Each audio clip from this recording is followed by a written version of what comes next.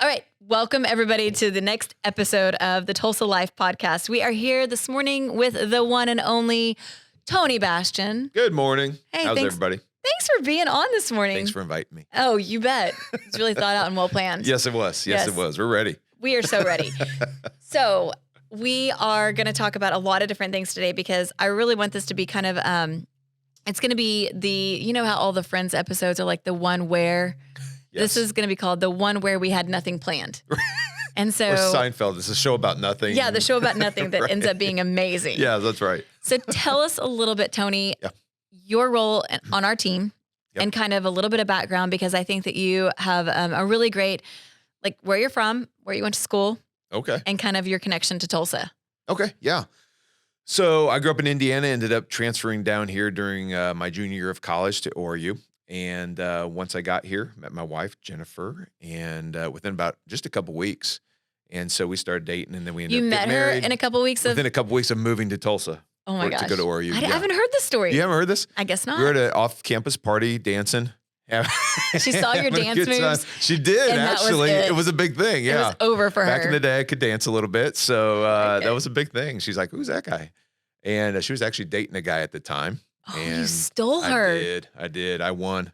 You swept her away with your dance moves. Yes, I did. And so we started dating, got married not a year and a half later, 2 years, maybe I guess it was about 2 years later.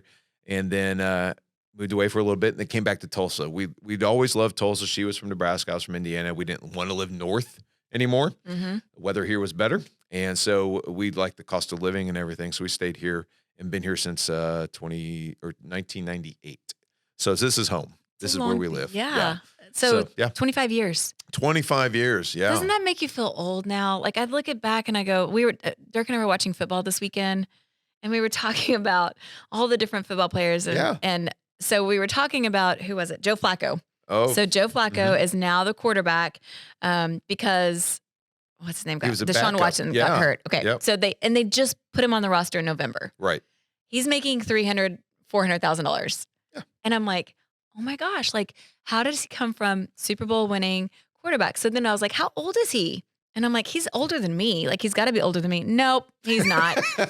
He is definitely not older than me. And I'm like, I have reached the age where now all of the old guys in the NFL are younger than I am. Right. It's weird. Sad. It's a weird. We're talking about football now because this is a show about nothing. Or everything. And everything. To say the show about everything. Show about everything. That's right. But I was thinking the other day, like all the guys I watched. Favre and Brady's gone now, and Pitt Manning and all these guys that were amazing. And then they had the secondary Rodgers and those guys, and now those guys are gone. Now you have all these rookies or these young guys coming in. I'm like, who are these guys? I don't follow it enough to understand. The only reason I know who anybody is because we watch a ton of college football. Right. So I know a lot of. I actually love football, so it's one of my favorite things. It's one of my hobbies. And I was really upset the other weekend because I didn't get to watch any football. And I was like, oh my gosh, I'm like a man. Yeah. I'm like an angry guy who doesn't get to watch football on the weekends. And it's funny you mentioned that. We had our football banquet last night. Yeah. Oh, and so we got to talk about that too. Yeah. So last Saturday, a week ago Saturday, our kids played for the state championship. And my son's a starting center, so they won, and it was an amazing game. We came back from 28-7 to win 48-28. Incredible. And so it was cool, but we're going through a little bit of withdrawal this week because there's no football. Yeah. And we're going, oh my gosh, we don't have anything to do with this. There's no game this weekend. There's nothing sad. we have to go see. I know. And so, it's just different. It's changing, but yeah. I also hate it that time of the year when football is over, and then there's just nothing. It's like that weird. I'm not a baseball fan, so I don't watch baseball. I like basketball, but I don't like the NBA that much. I like college, but I really love college when it gets into like March Madness. Right. So up until like that point, I'm kind of like, I can take it or leave it. Yeah. I have a hard time engaging and watching it on TV. So football, I can turn on any game and know some of the players. So I don't have a favorite team. Yeah. Like NFL, I have favorite players in the NFL. Do you play fantasy? I don't. I did for years. I got in a spot where I was playing 4 or 5 leagues in a season. And I'm like, I can't do this anymore. Well, then you don't know who you like. Then you're I'm playing cheering against for myself. everybody. That's basically what would happen. You're like, oh, he just got an interception, which is great. I have their defense, but that was my quarterback. So, so now, Yeah. Which one do I really want to win? Yeah. So I'll get us back on track a little bit. Okay. So you have 4 kids. I have 4 kids. I have all my kids changed ages within about 3 months of each other. So then you have to keep So track. I have to redo it all. But right now I have a 9-year-old daughter. I have a son who's 16. He's the center for football. And then I have a 18-year-old who's about to turn 19 this Friday. So he's a freshman at ORU. And then I have a almost 21-year-old who has been to ORU. And so, yeah. That's crazy that Nick's almost 21. It is. In February, he'll be 21. That's amazing. So they've grown up in Tulsa. Yes. So we had you on the podcast not too long ago because this summer, what you guys went through. Oh, yeah. As a family, you guys have been in your home for 18 years. We lived in our home for Alex, who's almost 19. He was 4 months old when we moved into our home. That's what I was thinking. I was like right around that 18 years. Yep. You sold your home. Yes. You moved. You bought a new home. Yes. And that is something. You're in real estate. Yeah. So you're a part of our team, and I think that gives you such great perspective because it's like that. Now like what people go through when they're buying and selling, and you went through that this summer. But I also think there's a whole lot that comes with having a home that all of your kids have come home to. Mm-hmm. Like you've brought all your babies into, they grew up. And one of the things that you guys did that I thought was really cool, you had a pool party with just your family. We did, yeah. The day that you guys were moving out, like your final day. Yeah, there's nothing left in the house. We all have swimsuits and towels, and that's it. That's all that we have left at the house. And you're like, nobody take a shower because we already cleaned. Yeah, we're done. So we're getting in. But you guys did that as a family, and I thought that was really cool. It was cool as a way to say goodbye. For the kids, I think in life you have these moments where you have the death of something and then you have the birth of something. Yeah. And it's probably the best way to say it because you have these transitions in life where you don't really maybe know how to kind of transition. Yeah. Right? And so if you don't have a good ending point and a good starting point, how do you let that go? How do you move on? Yeah. And for the kids, I think was really important. Jen and I were ready. We're like, it's been 18 years. I don't want to touch this house again. Yeah, good riddance. We've had great memories, but we're ready. But the kids, when that's the only thing you've known in your life, and it's even though you're going to something that's exciting, yes, you're right. It's still kind of that closure, that chapter that's closing. That it's a little bit bittersweet. Yeah, especially when that's your childhood home. Yeah, and not everybody. We had Beth's mom in the other day, the last podcast, and she just wrote a book. And so we were talking about her book, and she was saying how she grew up in a military family. Mm-hmm. And so she never stayed in one place too long. Sure. And so for her, meeting new people and even writing and reading was kind of her home. Right. It was kind of her, grounding place. And I think that everybody's home looks different. Everybody, your life experiences all look different. But I think that's really cool that you guys did that. So you graduated from ORU. Yes. You've got 4 kiddos. Yes. 2 of them which have gone to ORU or at ORU. And then Zach is a junior, and they just won the state playoffs at Lincoln. Yes. You're very active and involved at Lincoln and at Church on the Move. Yes. And so tell me a little bit, too. I think this is a really cool thing as well. You're at a Mountain Man group. Yeah. And this has been something that you've done for years and years as well. Yeah. I've been on, I think I said the other day, I think it's been 13 wow. trips. So we meet with guys. It's an invite situation where we put together a small group of guys who start diving into some pretty deep stuff. There's not probably anything I haven't heard in a circle with the guys that you'd be shocked at some of the things you hear because guys are willing to open up and pour their hearts out, which is not normal. No, yeah. And I don't not normal. I shouldn't say normal. It's not. It's a little more unusual, right? And I'm gonna. The Bible says, in order to strengthen, in order to sharpen yourself, it says iron sharpens iron. So you have to have somebody rubbing against you to say, hey, we got to sharpen this. We got to knock this burr off the edge here and make it better. And so that's what it's about. And then we go. We'll spend 3-4 days hard camping. And climbing a mountain. And climbing 14,000-foot mountains. Yeah. So and all you do is you backpack. You have everything that you need. You're carrying everything. Yep. So I don't know if you know this about me, but my dad, so I grew up really, really poor.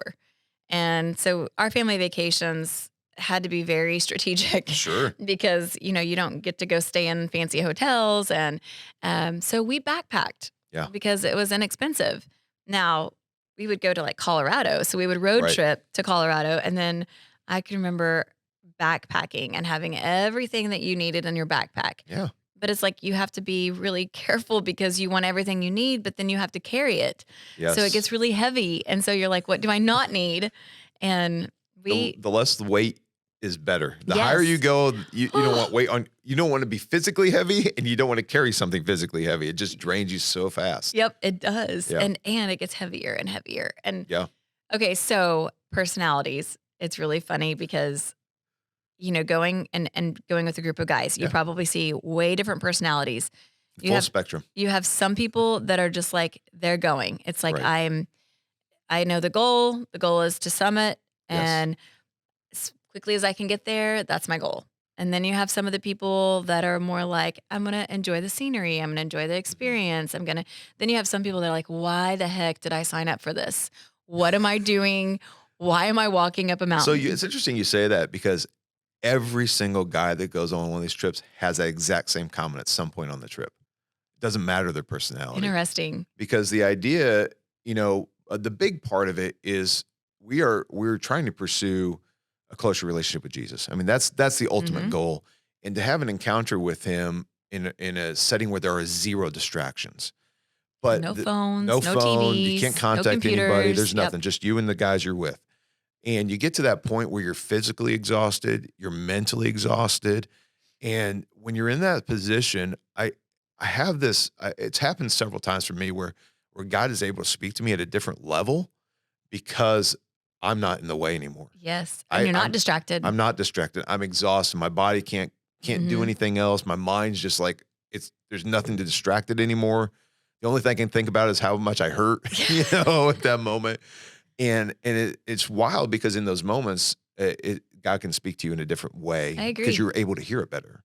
So that is it's awesome. pretty amazing. Yeah. So you've done that for 13 times. I've gone 13 times. I've taken my boys a couple times, so I've done 2 trips in a There's year. been some years that you've been more than one. Yeah. Yeah. Okay. But that's really cool. And I think that is so awesome that Church on the Move has that program. And I know it's an invite. You have to be invited. It's actually expanding quite a bit. There's other locations around the country that are starting to do it too. People are really catching on to this idea. And I think it's so beneficial. And it is, right now there's Mountain Men. It won't be long. Give it a minute and it'll be Mountain Kids and Mountain Women. And I think it is a really, really cool concept of, leaving it on the mountain and taking it up there and leaving it all with God and listening and being receptive. So I think it's such a cool concept that has changed a lot of lives too. So it's pretty amazing. It's pretty powerful. And that really did start at Church on the Move, right? It did. Well, yes, it did. Not really. It wasn't a Church on the Move thing. Okay.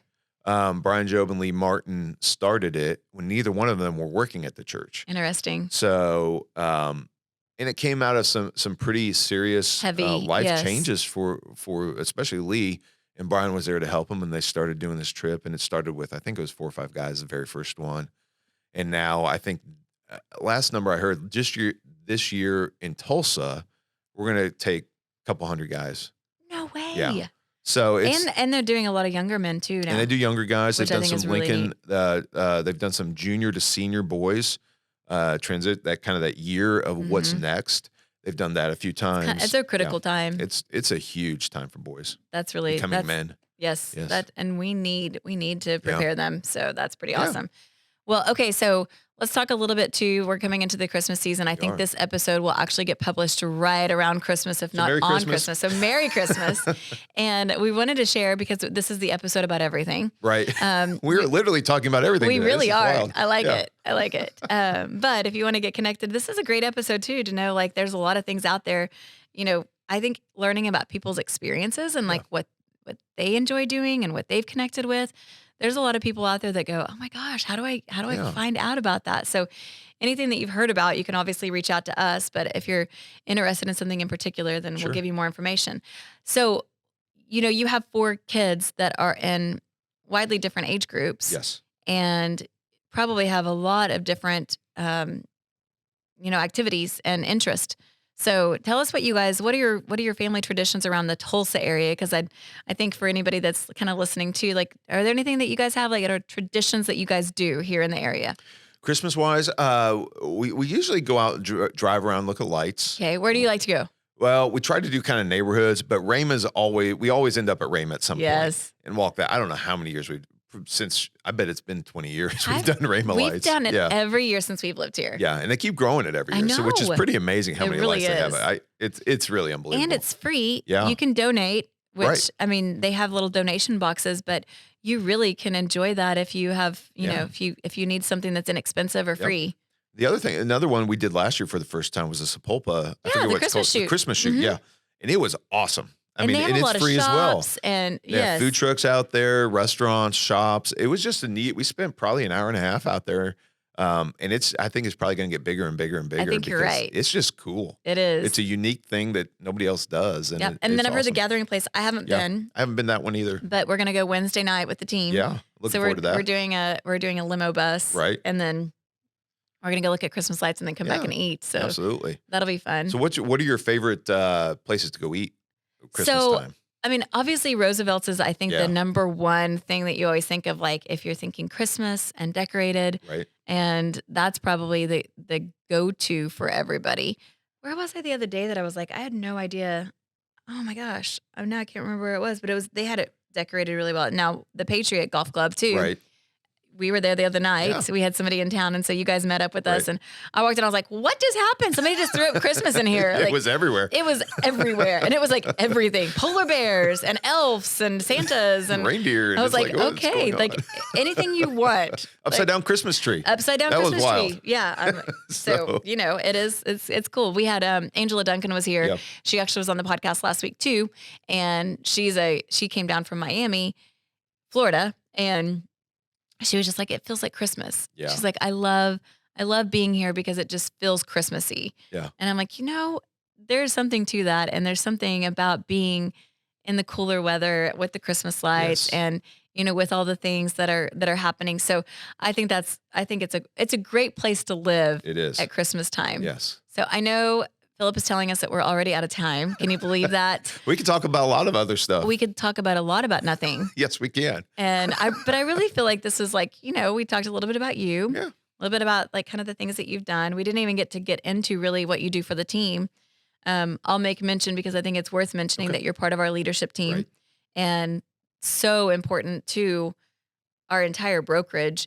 It's you and 3 other agents and how long have you been on the team? I was trying to do the math. It's been somewhere 4 or 5 years. That's amazing. It's probably close to 5 now. Yeah. And so our brokerage, I was thinking about this the other day. Our brokerage is right at 7 years old. Right. And we were, I mean, it was, when I say brokerage, it was me. So it was me for the first year. You weren't 7 years old. Sarah, yeah. So Sarah Knizer came on about 6 months after we opened the brokerage. She is still here. Yeah. Lori is still here. And then obviously we started growing a little bit more, but we had people, you know, in our morning meeting today that were like, I've been on the team for 5 years. Yeah. And I thought, man, that is so cool. And I think it's probably unheard of in real estate brokerages. I mean, I feel like it's very rare to have that type of closeness. And we're also close knit that we had a visitor today and she was like, it's just like a family. And it is. And I feel like, you know, you get in there and you're like, how do I ever leave? Like, how do I get out of this? Like, nope, you're in forever. So, but you've been a huge part of our family, of our work family. And, you know, what you contribute, I always say, like, you're kind of that wise, silent contributor, you know, the wise old guy. No, you know, you're not the oldest. So no, that's true. You don't get that title. No. And even though we're older than everybody in the NFL, we're still not the oldest at ACC. So that's true too. Yeah. But no, you're a really special part of our brokerage and our team and leadership team, and the things that you contribute are very valuable. So thank you. I am so appreciative that you came on the podcast last minute. I literally came into your office and I was like, hey, you're going to go on the podcast? And you're like, sure. What are we talking about? I said, you know, it's really funny. You're like, let's go have fun. And I'm like, yeah, whatever. Let's figure it out as we go. I know. It's kind of our culture. That's right. A little bit. Hey, Erin says we're going to go do something that's going to be fun. Okay, let's go. It works out That's though. It always works. Well, I've had fun. I hope you've had fun. Hope you've enjoyed listening to this, and maybe randomly you've picked up something throughout this episode that you're like, oh, that's cool. So reach out if you want any more information, if you want to connect with Tony, if you want to connect with our brokerage, if you want more information on anything that we talked about, we can definitely help you out there. And we hope that you have a very Merry Christmas. Merry Christmas.